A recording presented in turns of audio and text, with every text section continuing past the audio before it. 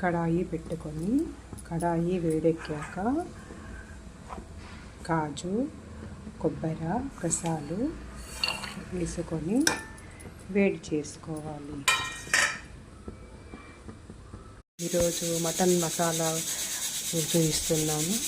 Mutton masala కావాల్సిన వస్తువులు: పావు కేజీ మటన్, ఒక పెద్ద ఉల్లిపాయ, కరివేపాకు, పచ్చిమిర్చి, పుదీనా, కొత్తిమీర, కాజు గసాలు, కొబ్బరి.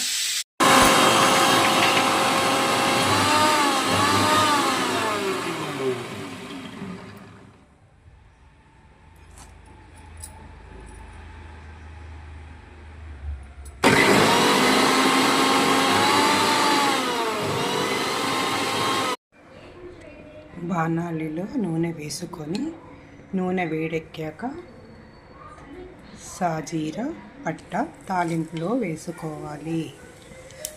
అవి వేగాక ఉల్లిపాయ, కరివేపాకు, ఉల్లిపాయలు చక్కగా ఎరుపుగా అయ్యాక దానిలోకి పసుపు, అల్లం వెల్లుల్లిపాయ పేస్ట్ వేసుకొని చక్కగా ఎర్రగా వేయించుకోవాలి.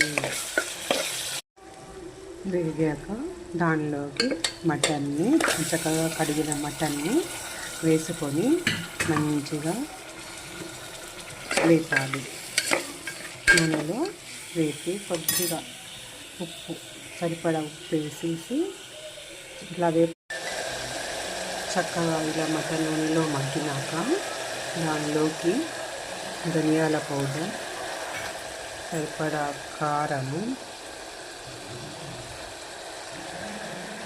వేసుకొని చక్కగా కలియతిప్పాలి. చక్కగా మటన్ ఉడికిందండి. ఎంతో మృదువుగా మంచిగా మటన్ ఇది చూడండి ఇలా ఉడికింది. ఉడికిన మటన్లోకి టమాటా ముక్కలు, మనం పేస్ట్ చేసుకున్న కాజు కొబ్బరి గసాల పేస్టు ఇలా వేసి చక్కగా మటన్ ఉడికిపోయింది.